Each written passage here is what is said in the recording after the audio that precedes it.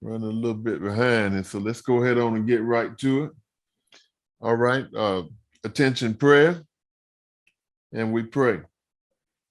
In the name of Allah, the beneficent, the merciful.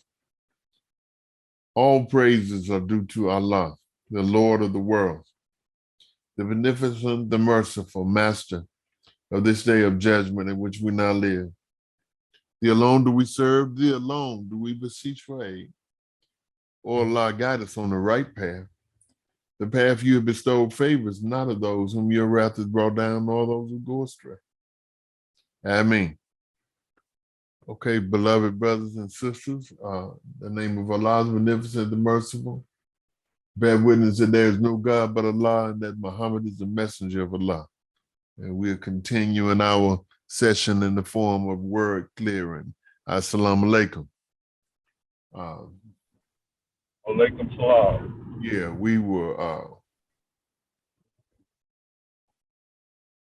last week.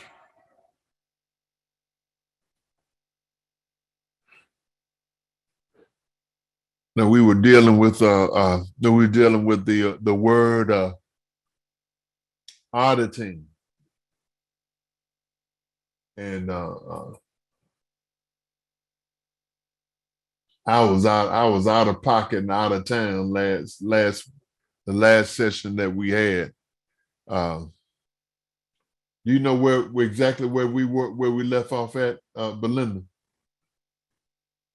I didn't make last week's. Oh, that's right. Okay. Well, anyway, we can we were talking about auditing, and the main thing that what we're trying to do, and the main thing we're trying to establish with these groups is a really higher level of exchange with the supreme wisdom and the supreme technology. And of course, when we study what Mr. Hubbard says, he gives, when you look at these dictionaries and you look at the different ways that he explains things, you'll see that one of the things you'll see, or one of the definitions that you'll see about communication is that it is an exchange between two terminals. And this is what we're trying to do, is to make the exchange that we engage in these sessions, to make these exchanges as fruitful as possible, to get the most out of it. And that is one of the reasons why I was kind of pushing today, talking about the study. We gotta study. Don't ever rely on somebody else to study for you. You get and you understand what they say, but always try to follow up for yourself, because this is really the pathway to being God.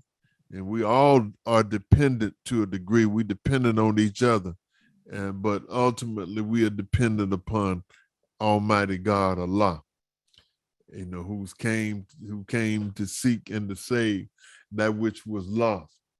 So we were talking about auditing, and before we get started, Sister Tina, what course is that you were starting?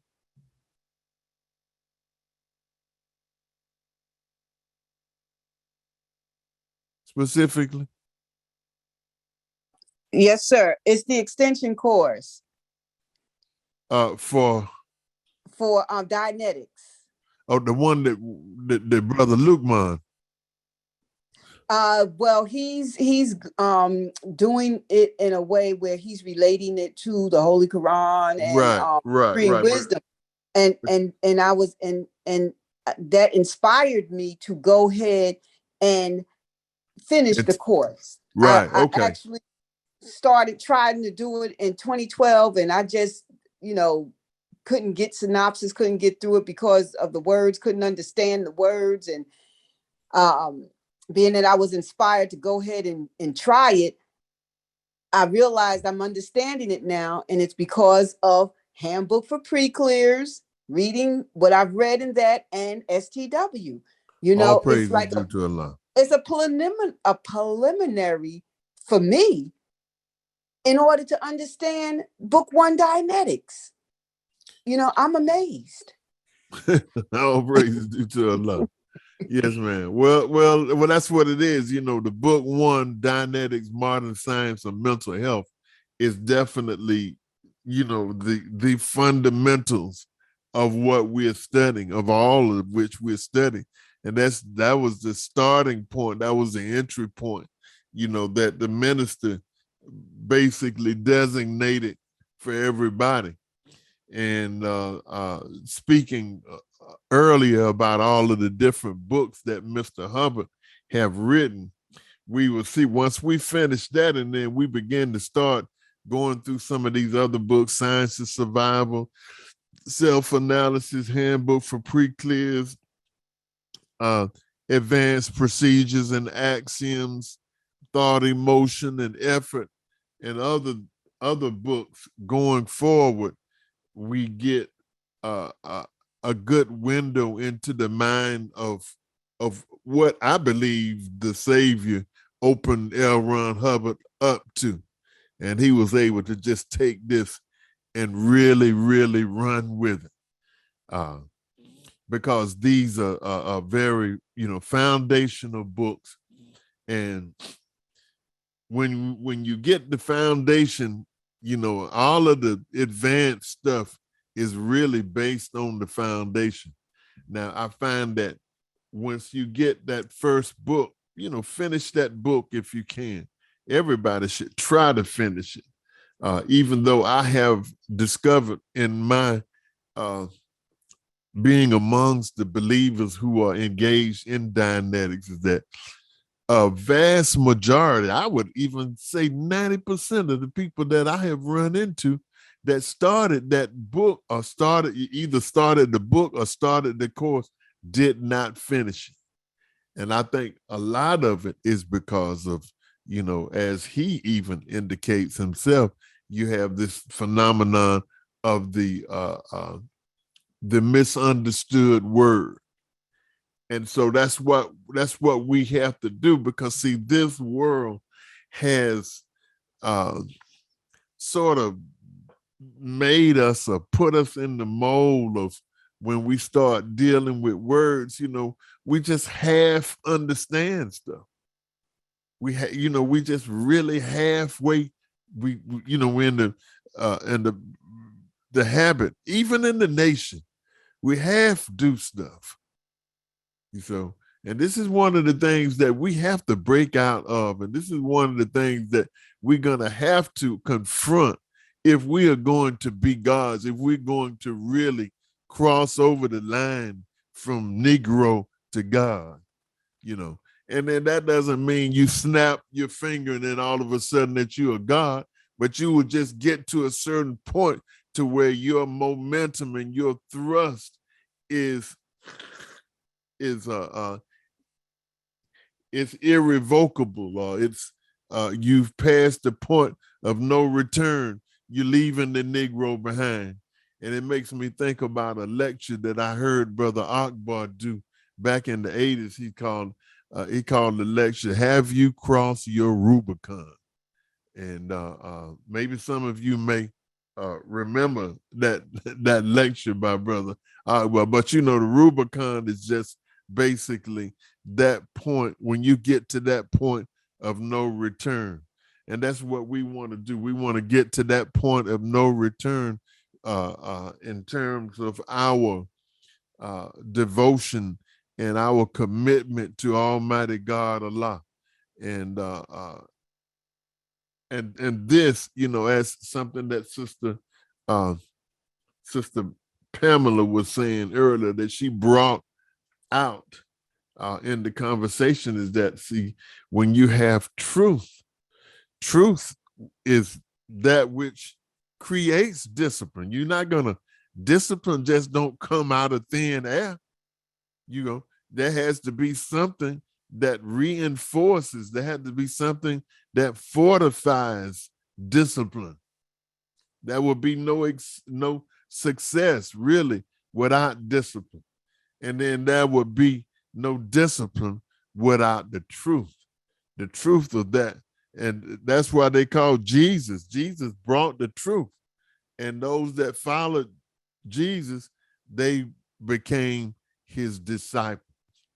And the disciple is one who has disciplined himself to the truth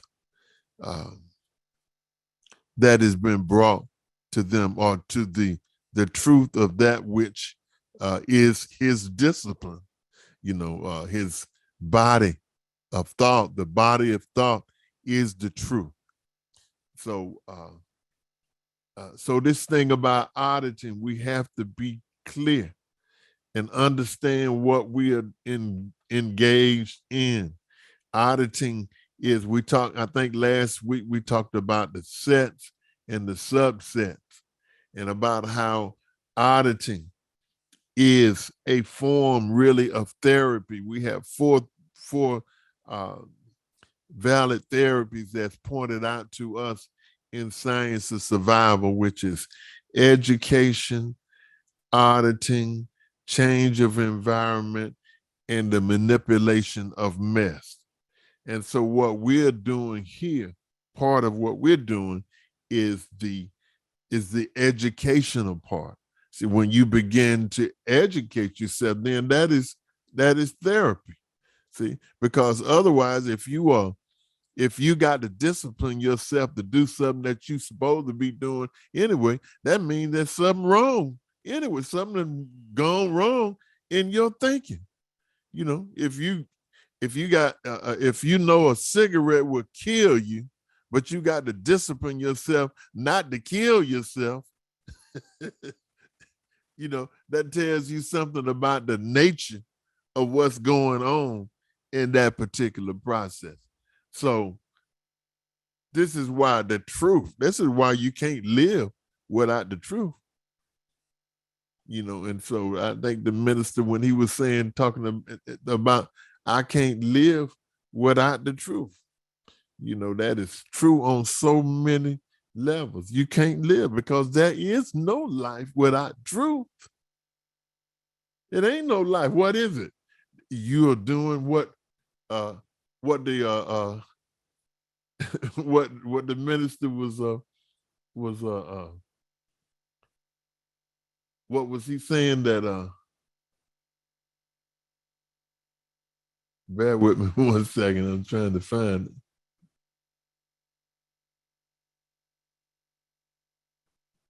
Well, he was just saying that if you don't have the truth, then you just walking, breathing, you're doing all kind of stuff, but you really dead.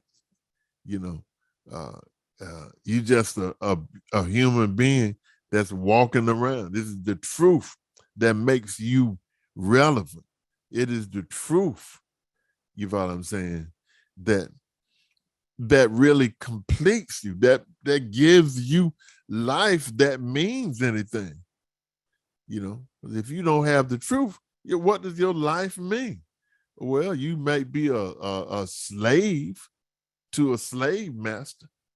So auditing, when we start talking about auditing is a therapy. What is a therapy? Therapy is something that helps to restore a former condition. It helps to rehabilitate one. It helps to repair. And this is what we're trying to do. We're trying to rehabilitate ourselves.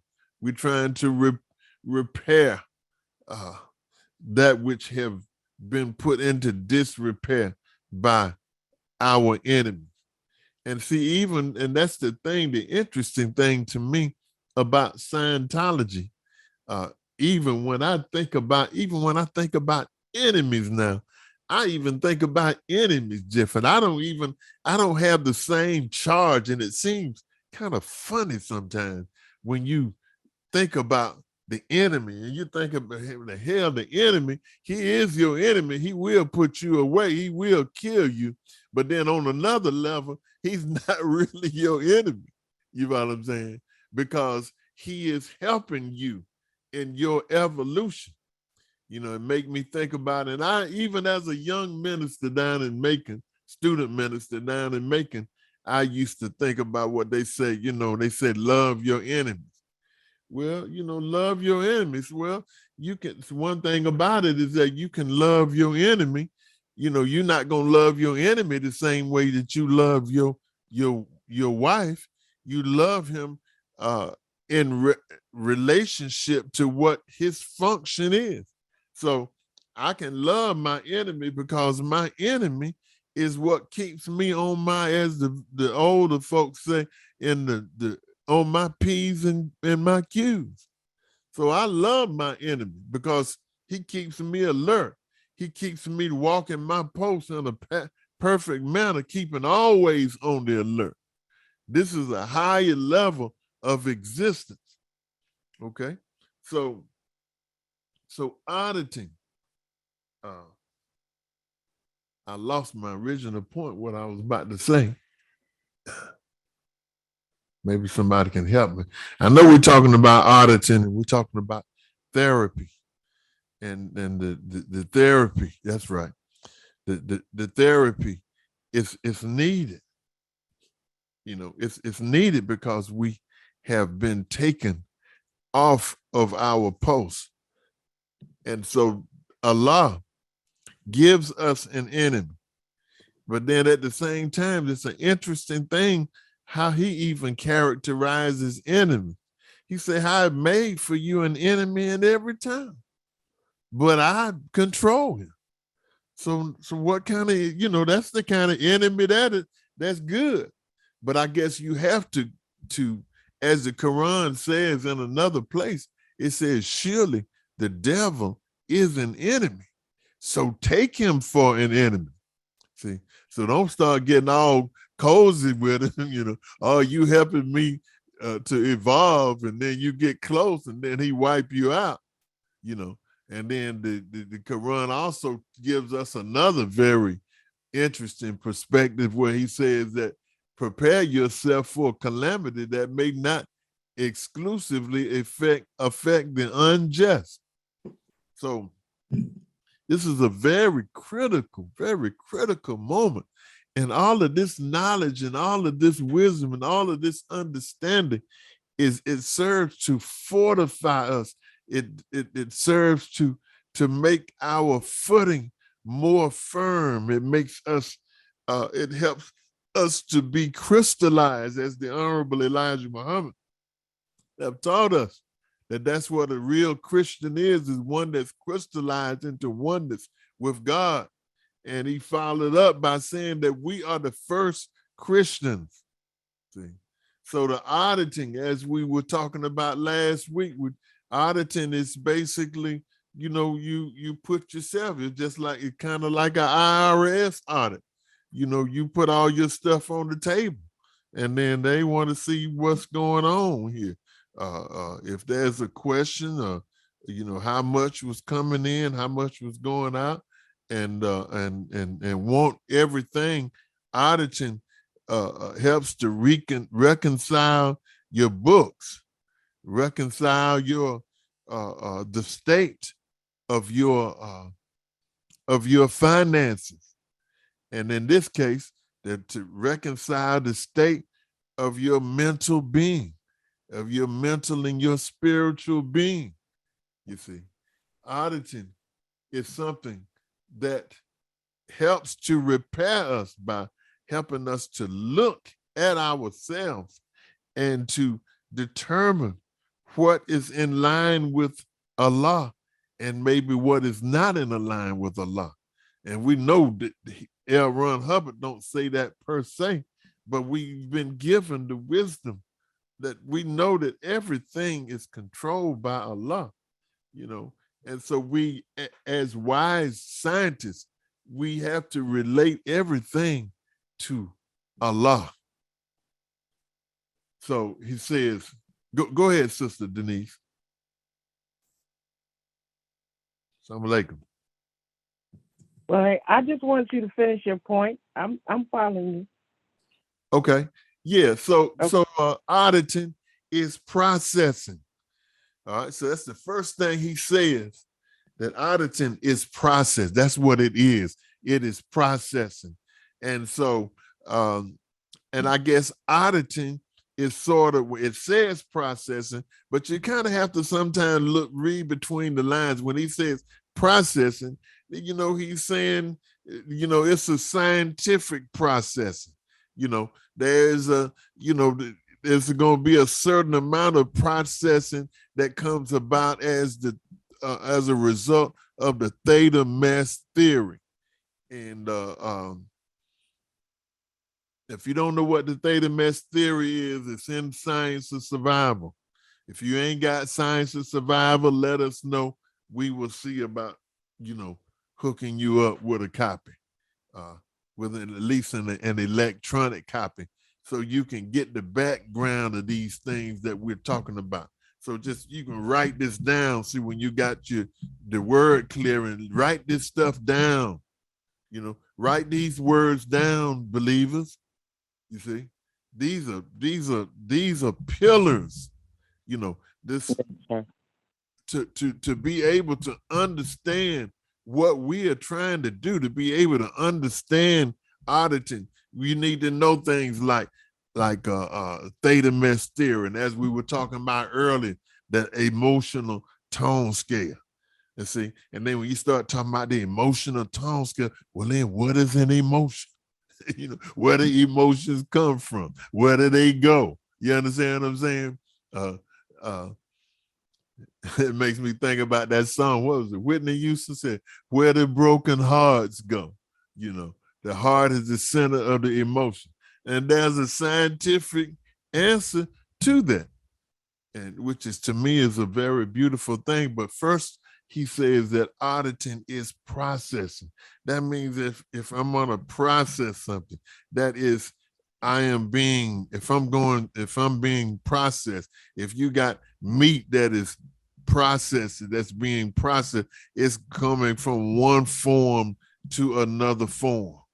The process is the, I guess, the journey from of transformation, of transfiguration.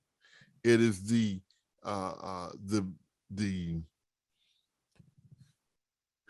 I guess the reality of being from one state, coming from one state to another state.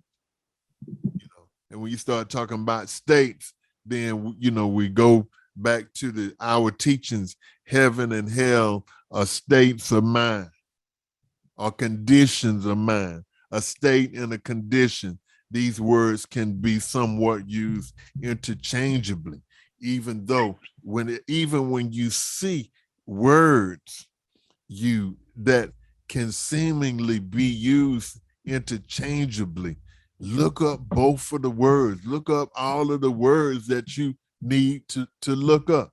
So processing, when you go through a processing class, when you come into the Nation of Islam, you go through a process, which is a series of steps. It is a gradient, a series of steps. In Al-Fatiha, Rabbil Alameen, he who evolves a thing stage by stage till it reaches its perfection. This is describing a process, a change of state, a gradient change of state. That's another big word that you should write down, even though we're on auditing now. But write down the word gradient. That is a big, big, big word, because you will find when you understand and you study this concept of the gradient, then it affects your thought, and it actually affects the comprehensiveness of your thoughts, because we are taught in this world to think in terms of binary thinking. One, it's either on or off. You either with me, you against me. You either love me or you hate me. And so when you think like that, you have tunnel vision. You can't see that sometimes you can love somebody and hate somebody at the same time. And you ain't got to choose, or whatever the case may be. That's when you start thinking like that, you start dealing with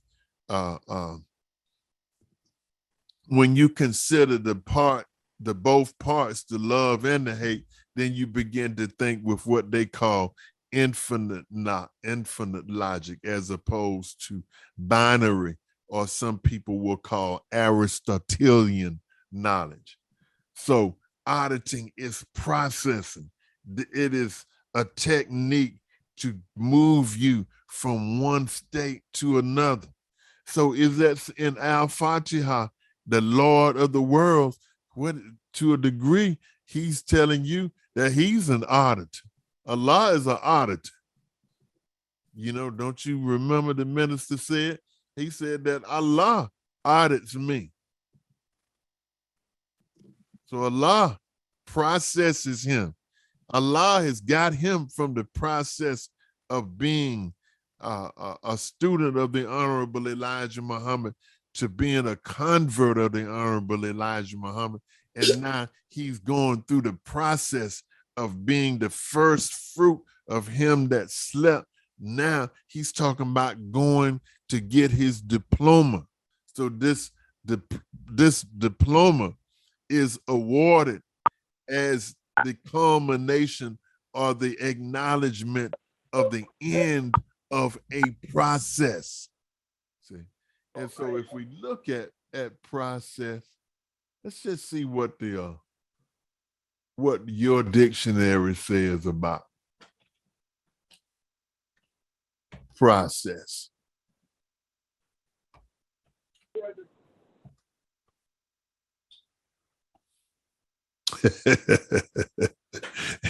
It's a process is to straighten hair by chemical.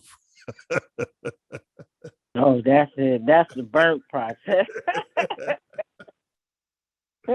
Right. So that's just right. So you have to clear all of it because I know growing up, you see people, especially men have the straight hair and say, yeah, well, he got a process, you know what I mean? And that's what they call it, right?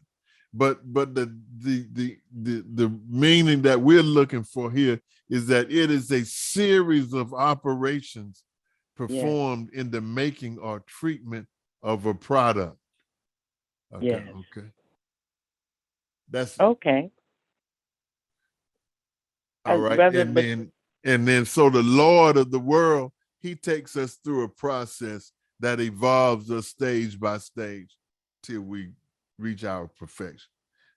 You was that something that you wanted to say, sister? Yes, sir. I was in the closing the gap, and I page 98. I put at the title the Swan Song because it's what reminded me of listening, to the processing. And I remember when I taught the processing class for years, and some of the sisters didn't want to leave, and I was like, "How you gonna know who you are?" Well, we used to you, but you got to get used to something else. Every stage, as you were talking about, that process brings out different things in you. And so I was reading in this 98. I guess this is natural. I once read in a book, the minister said that when God sends a prophet, he ordains opposition for him because it is only the severest opposition that tests the quality of the character of the bearer of the truth and tests the truth of the bearer of that truth. So opposition is necessary. So one must not necessarily be overcome by the judgmental. One whom God has given an assignment must understand in the nature of that assignment, God has already ordained judgmental persons to attack him, to vilify him, to malign him, to say all manner of evil against him. But he knows his sender. He knows the value of the truth with which he has been sent. So he stays the course, knowing that his greatest vindicator and witness is God himself. Even if he does not live to see or witness his vindication, he knows, as Elijah Muhammad knew, I will be the winner, living or dead. When I read that, because you were saying about we look at enemies like bad. And then you was telling us about balancing that, because sometimes the Quran say the enemy and you got to watch him. You don't sweetheart with the enemy or something like that. Right. But how, and I thought about mud, how mud, it looks terrible, when you put it on your face, but what it does after you clear it. And these opposition, I had to look at things differently. So when the opposition comes, I said, okay, this is part of your swan song, this is your swan song, because it's testing the fiber. The fiber, the opposition is so severe, and it's not coming how we want it to come. And we're shocked when it comes from people that, what? Like you too, Brutus? you want to do that to me, but it brings out the characters. Members say you either get better or worse when you face it. It's gonna make you better or it's gonna make you worse. So that's what I was thinking about. When you were saying how to look at things, because that plays a great part in your processing. To keep processing, if you allow this to stop you, you allow that to stop you, and not understanding that we're in a process. Yes, ma'am. And that's what I was thinking about as you was talking. Yes, sir. That's all. All praise is due to Allah. Very good. Very, very good example.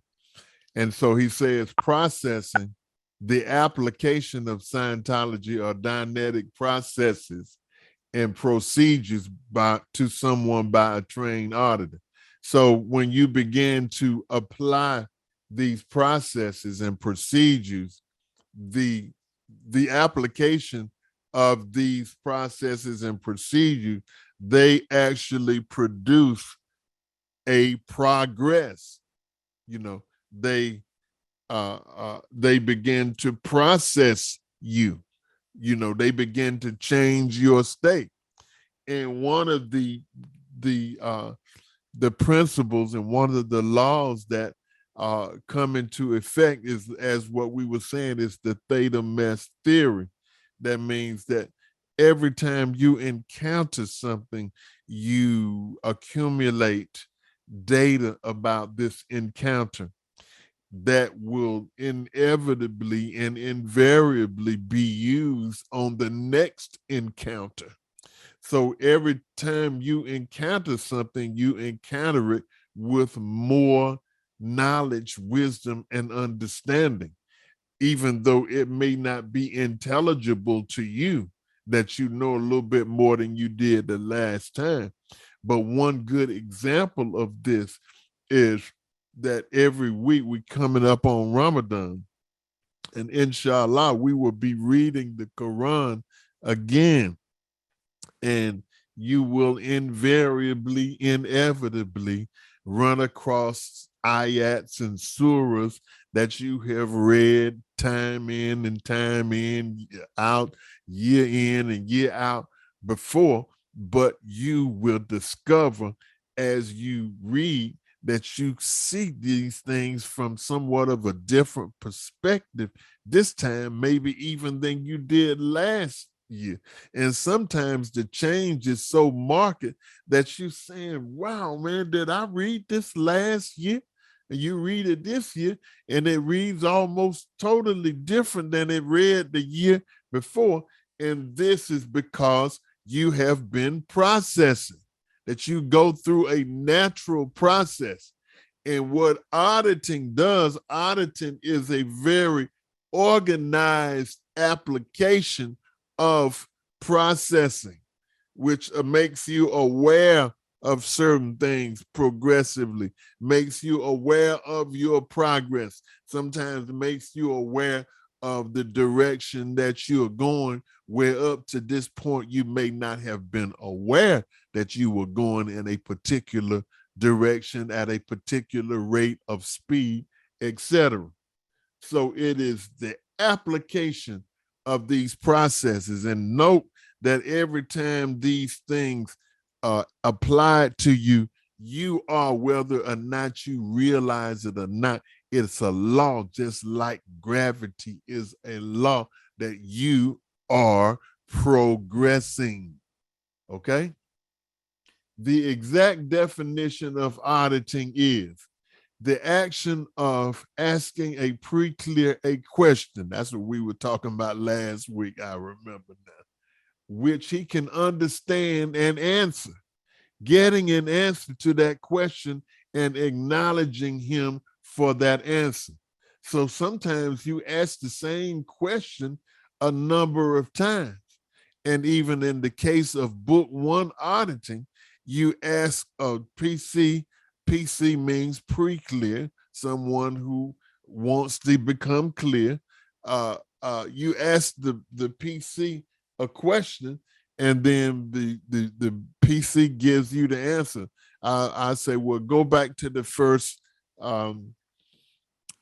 incident of pain, and then so the PC goes back, and then he explains and runs through the incident, and at the end of the incident, the auditors say, "Is that it?" Yes. Okay. Go back to the beginning, go over it again, and pick up whatever additional data you can contact. And part of the theory about this is that you go back to the beginning. See, after you have talked about it one time, then you're not looking, whatever it was that you were talking about, you're not looking for that anymore, because you've already acknowledged that you've got that. So now your mind is open to look for additional things that you may not have picked up or recognized specifically the first pass through that particular thing. So you get that information. And then by the time you go through the process a certain amount of time, you begin to feel different about it. You begin to see this incident more as it is, because when you go back and forth on the incident, you are confronting the negative aspects of the incident. You are confronting the charge. And when you confront the charge, then the charge reduces, and you are able to more easily or with greater ease confront and go through and recount these particular things. And so the question that one of the things we were talking about, and I don't know where we ended up, and I should have listened to it myself, but we were talking about the power of a question. Mr. About Jackson, Go Mr. ahead. Jackson, she might remember where you left off.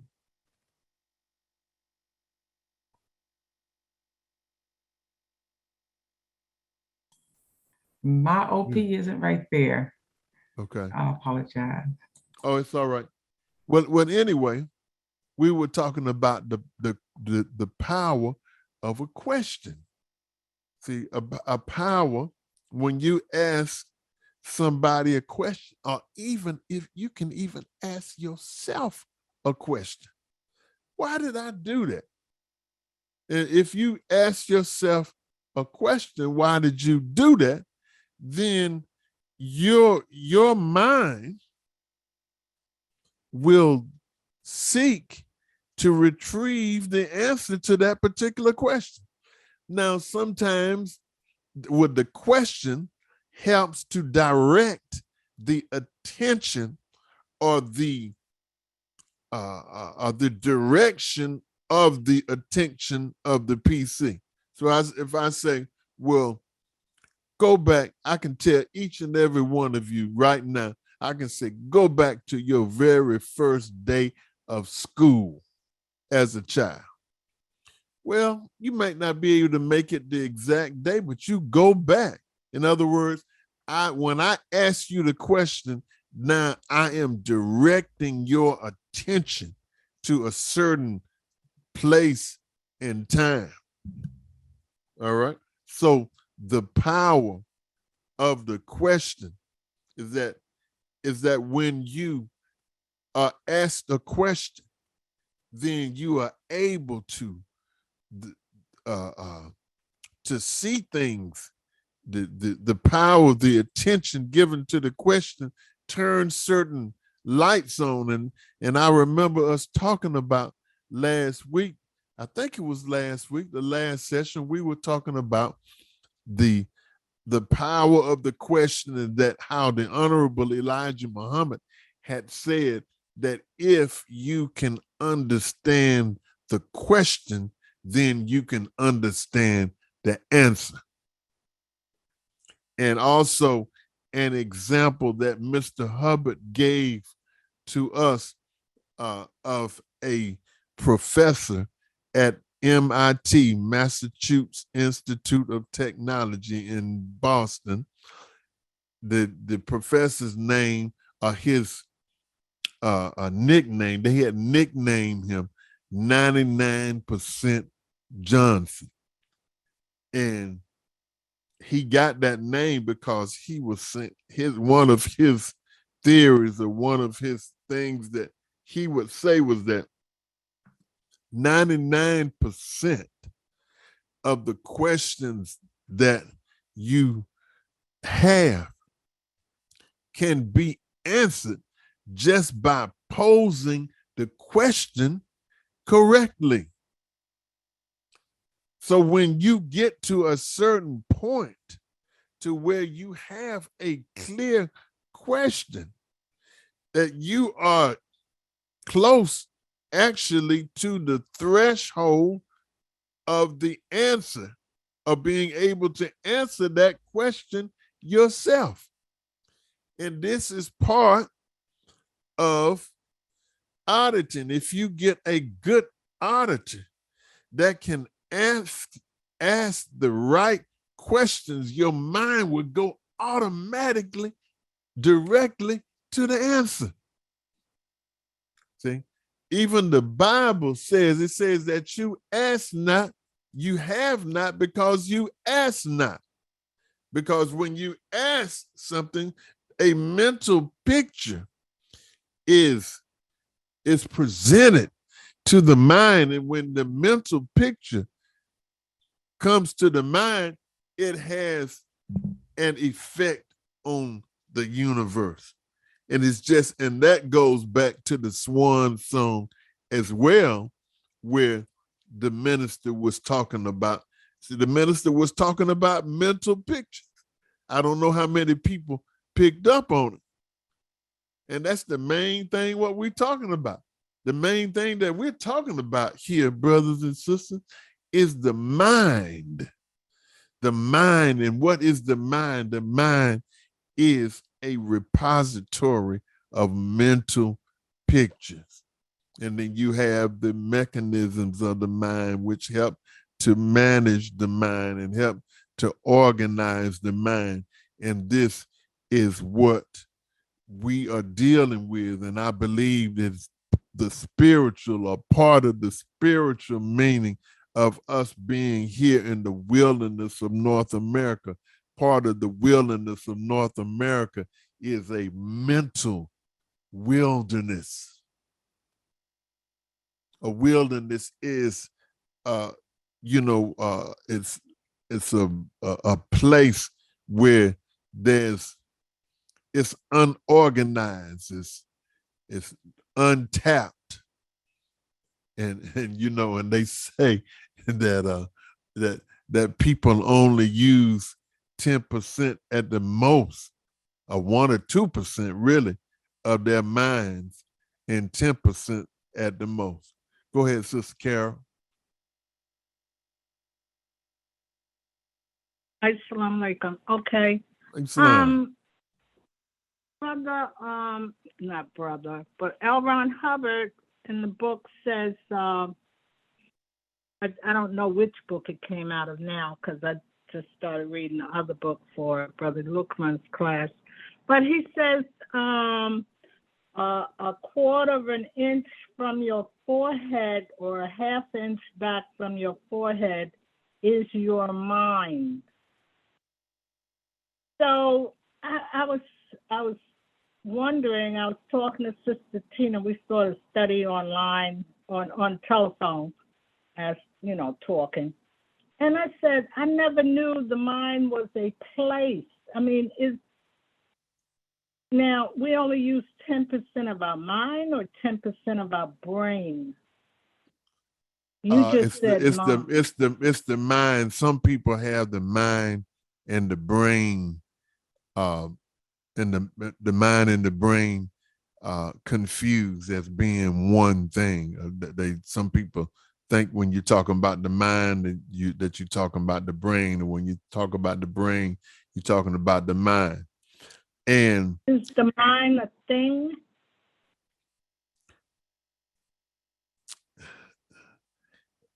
in a sense it is, in a sense it's not, because your mind can be somewhere else. You know, your mind is consistent. It consists of what they call facsimiles. And a facsimile has some of the characteristics of the physical universe in it. For example, if I say, picture in your mind right now a brick that's right down next to your seat where you're sitting, and picture a brick down there.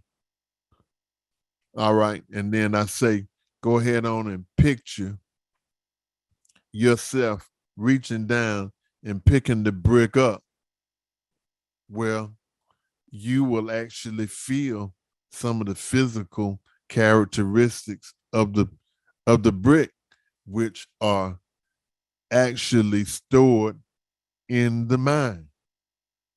And Mr. Hubbard says that actually, so you have what your facsimiles are actually copies of the physical universe, and that a facsimile actually does have a little bit of weight.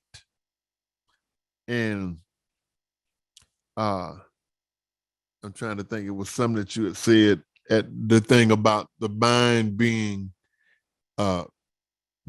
been an inch behind the forehead. I think what I remember is it is perceived to be. That's that, you know, you perceive that. And I think brother Wadud had given me one of the best explanations that I can remember on why that is so, because there is a certain part of your brain, and maybe if he's available to give us that explanation again as to why the brain is the mind is perceived to be where it is. And I think it has something to do with the actual brain, where the brain actually being like a switchboard. The brain, you don't primarily think with the brain. According to Mr. Hubbard, you can think with the brain, but the brain is not what you really think with. That you can actually think with any part of your body. You can think with that because you have cells. Your body is made up of cells, and cells can be written onto. And that's why they say an engram, when you have an engram is a thought that can be written actually on a physical cell. So this whole thing of thought, it begins to thought is like the interface. It is like the interface between the static, which is the total zero, the pure soul, and the physical universe. And so we interact, the way that we interact with the physical universe is through affinity, reality, and communication. I see Brother Wadu's hand is up. Maybe he can give us that explanation again. Go ahead, Brother Wadu. Yes, sir. I apologize. I'm using these different devices while I'm traveling. And so as I heard the question about brain and mind and that specific location as an identification for mind, the brain, I think of it as the physical structure. It's the neurons and how they are structured, as well as the blood supply to the brain. It's those physical dimensions. The mind, as Brother Bettine pointed out, there are components of the brain, of the physical structure, that have been figured out to do certain or perform certain functions. And that area, what was it, 6 centimeters behind the forehead, that's called the prefrontal cortex. And the prefrontal cortex is the area of the brain, of the physical structure, that actually performs cognition. It's the thinking centers. It's where we generate thought. Yeah, where it manifests at. Yes, sir. Yes, sir. Yes, sir. Beautiful. And I remember you saying that also clearly. I remember you saying it. I just don't remember exactly what you said. But all praises due to Allah. Yes, sir. That's pretty. Does Okay, that make sense, Sister now- Carol? Oh, yes, because I've studied the brain. I know the prefrontal cortex is the executive portion of the brain, Mm-hmm. and it controls everything else of the body. It sends signals to the rest of the body. Right. Exactly. Right. Okay, but now the mind, where did you say the mind is in all of that? Thoughts are things, Dr. Ava says. Right. And Well, she that's said not thoughts sit yeah. in their little chair and have, and she can make things funny. But is mind a thing, a brain, as you said, Brother Wadu, is physical? Right. Well, let me just say this. With all due respect to Sister Ava, she, I guess, she probably is dealing with a different context of what we're talking about, because I see. the context of in the context of Scientology, a thing is a manifestation of a thought. A thought is not a thing. A thought is the cause of a thing. See? And so you are delineating further the the difference between a thought and a thing. You see, the thing, Okay. the thought is more cause, the thing is effect. See, the thing comes about as an effect of the cause. You see.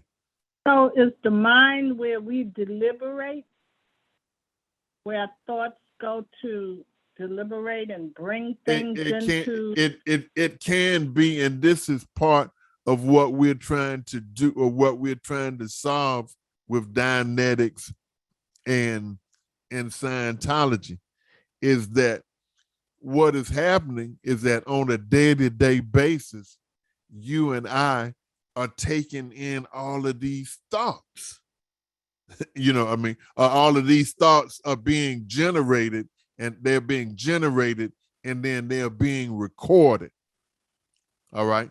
And so what we're trying to do is and that's what Islam and that's what the paths of righteousness do, is they help us to organize these thoughts, help us to put these thoughts away properly, and put them and organize and categorize them in a way where they can optimally contribute to our survival.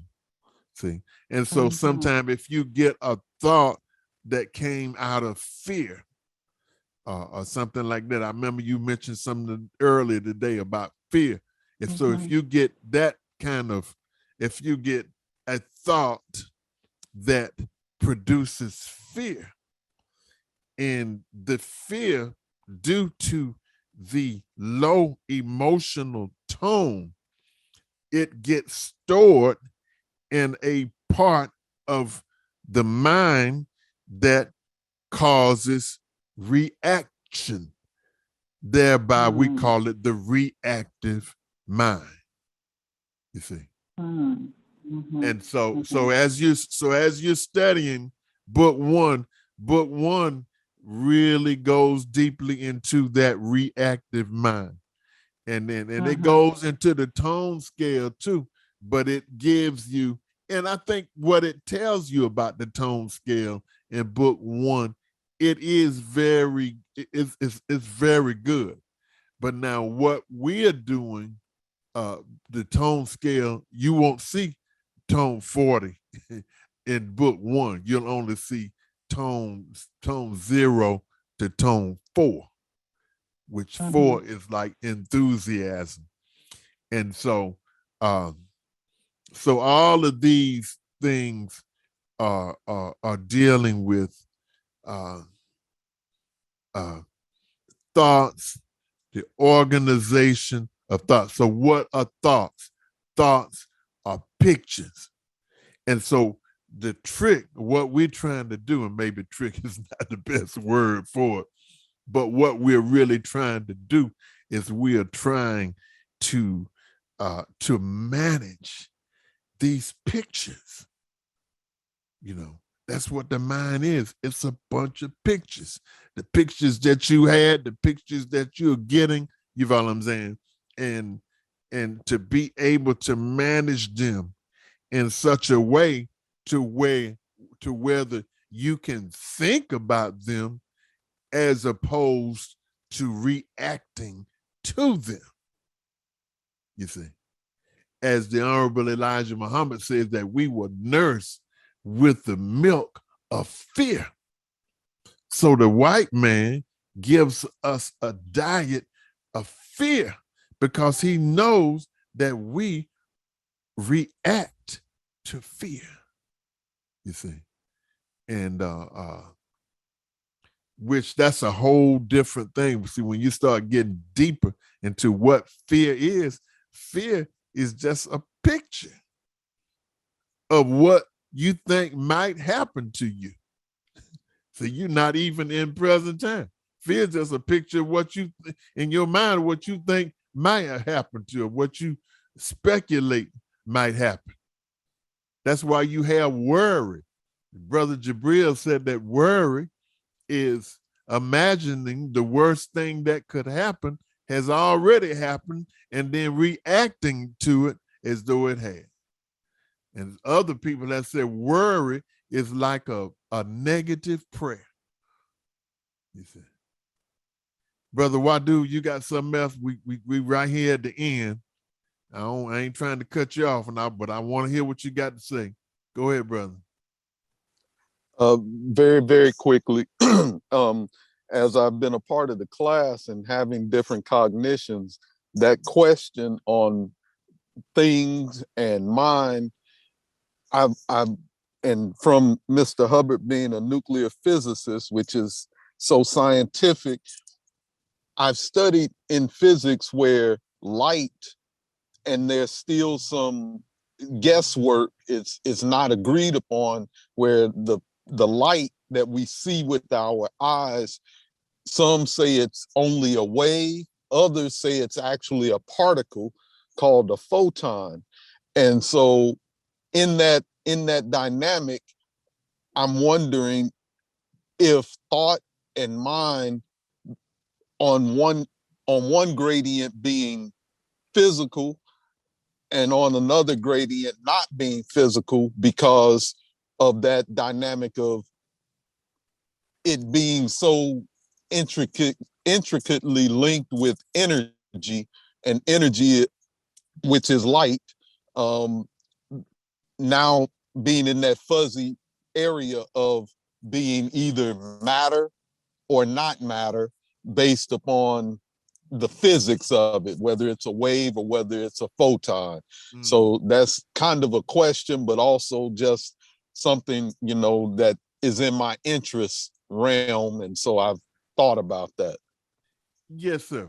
Well, inshallah, maybe on Thursday we can take it up a little bit further, because that is, as the way that Sister Carol even had posed the question, is just very interesting, because what it does, like I said, you got the theta mesh theory, and I'm always dealing with this with different people. And every time I visit it, then I'm bringing, the previous accumulation of data back to the question myself. And that's how I see that. See, thought is sort of like in the point of interface between the pure spirit and the physical universe. And we say that there is no mystery God, because God is irrelevant other than the physical universe. The scientists say they searched for trillions of years for a mystery God, hadn't found any yet. See, so I think our understanding is enhanced by our understanding of God, of the reality of God. Who is God? What is God? Is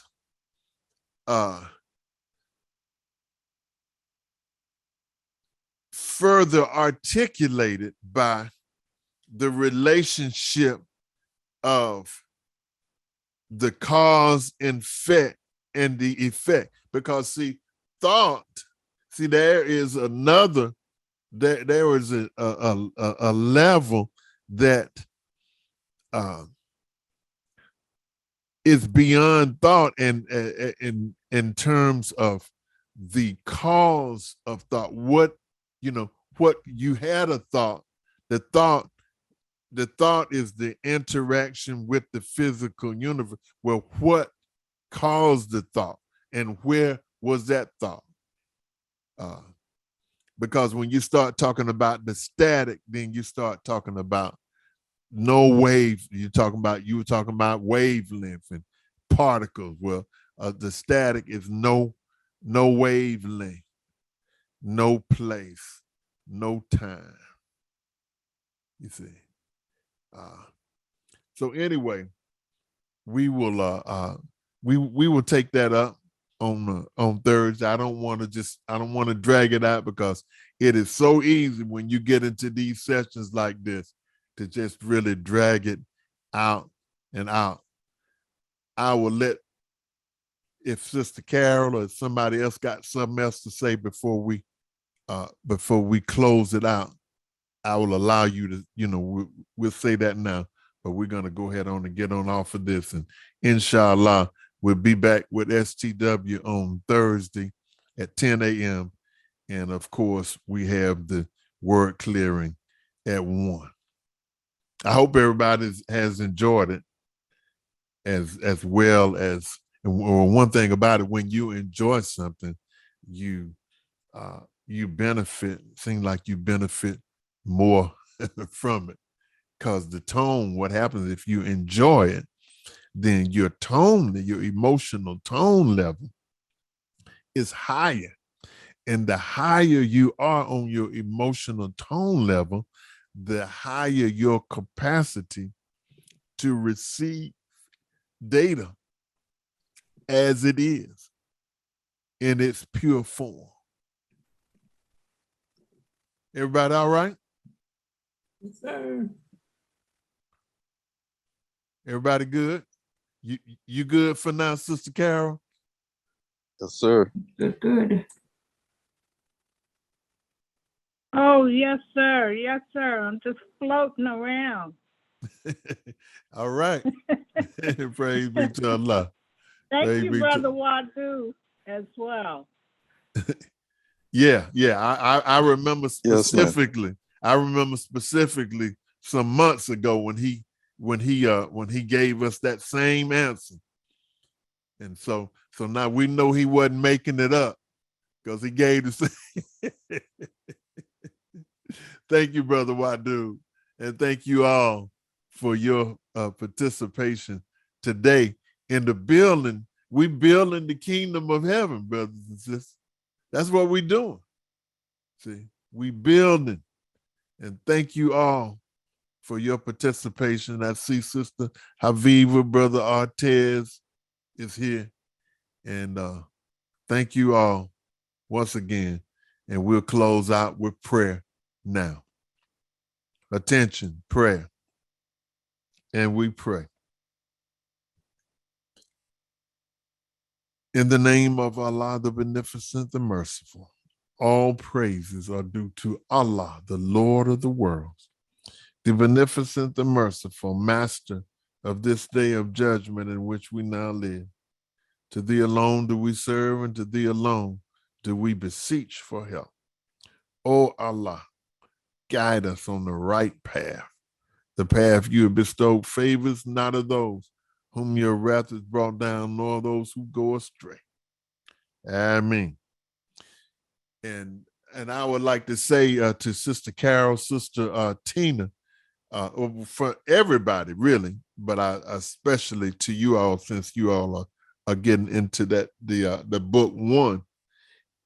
Make sure do as much word clearing. Be real sensitive to words that you think you may not really know the meanings to. Word clearing, sometimes it is a challenge when you first get into the habit of doing it. Sometimes it seems like it's a hassle for you to stop and look up a word. But you will find that as you stop and look up those words, the more you look up those words, it begins easier and easier, and it almost creates like a snowball effect to the point where you just really begin to love clearing words. And this is such an important part of our faith, really, as we normally talk about the supreme wisdom. And I think it's lesson problem number 13. It says that the average man speaks 400 words considered well. Well, considered well, that's clearing. See, What else can that mean? Of course, I'm not gonna say it can't mean nothing else. Don't make me guilty of that. I'm not saying that, but I'm thinking that for practical purposes, and I think this is the whole thing about God being a man. For practical purposes, God got to be a man. That's what the Honorable Elijah Muhammad is saying to a certain degree. God got to be a man. You know, if people look for him all these years and can't find him, if you can't find him, how can he be relevant? Go ahead, Sister Tina. Yes, sir. When I was studying that, when the minister said it to us at that Savior's Day last year, I believe it was, I started thinking about it a little differently. Considered well, speaks 400 words, considered well. It's like considering how we're speaking to someone, paying attention how we're speaking to someone, the way we're speaking to them. We're considering the way we're speaking to someone, how loud, how soft, how excited we are, how calm we are. In clearing or parsing the words considered well, that's what my mind went to. Another way of thinking about it. That's right. And that's why I was saying too, is there's a lot of different ways. It just when I see it, I'm seeing clear in words, but then you just presented a whole different perspective. And that's what it is. That's why we're gods. We got all of the perspectives, you know. We got a corner on perspective. By Allah. Thank you so much, sister. All right, then, scientists, pilgrims, inshallah, we'll see you on Thursday, 10 a.m. Assalamu alaikum. Wa alaikum salam, sir. Thank you. Thank you. Wa alaikum salam.